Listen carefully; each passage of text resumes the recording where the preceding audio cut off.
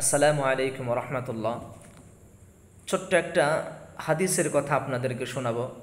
হজরত আবু হুরাইরা রদিয়াল্লাহু আনহু বলেন যে রসুল আকরাম সাল্লাল্লাহু আলাইহি ওয়াসাল্লাম বলেছেন যে কিয়ামতের দিন তোমরা সর্ব অপেক্ষা মন্দ লোক ওই ব্যক্তিকে পাবে যে ব্যক্তি দুমুখী।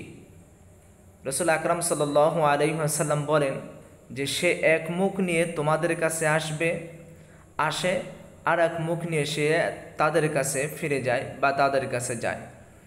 তো এই হাদিস দ্বারা আমরা বুঝতে পারি যে আমাদের সমাজে এমন অনেক মানুষ আছে যে মানুষগুলো মুখ একটাই, সেই মুখ দিয়ে দুই রকমের কথা বলে। আপনার কাছে এসে এক সময় বলবে একরকম কথা, আবার একটু পরেই অন্য মানুষের কাছে গিয়ে বলবে অন্য রকম একটা কথা। তো এটার কারণে কি হয়, মানুষের মধ্যে ফিতনা সৃষ্টি হয়।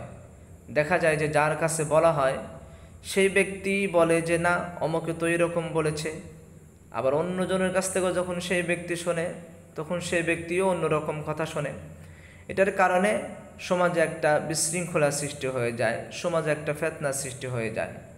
তো আপনি মনে করবেন যে আপনি এই দুনিয়ার সুখ শান্তির জন্য, দুনিয়ার মধ্যে একটু ভালো থাকার জন্য আপনি একই মুখ দিয়ে দুই রকমের কথা বললেন। কিয়ামতের ময়দানে আপনাকে আল্লাহ তাআলা সেই নিকৃষ্ট মানুষের কাতারের মধ্যে আল্লাহ তাআলা আপনাকে উঠাবেন। যেটা নবীর কথা, আপনি নবীর কথা যদি বিশ্বাস না করেন তাহলে তো আপনার উপরে কোনো হুকুমই প্রয়োগ করা হবে না। এজন্য আমরা চেষ্টা করব যে সব সময়ের জন্য মানুষের সাথে ভালো ব্যবহার, সত্য কথা বলার জন্য চেষ্টা করব, কারণ এই সত্যই আপনাকে একসময় জান্নাতের পথ দেখায় দিবে। ভিডিওটা শেয়ার করে দিন, সকলকে শোনার সুযোগ করে দিন।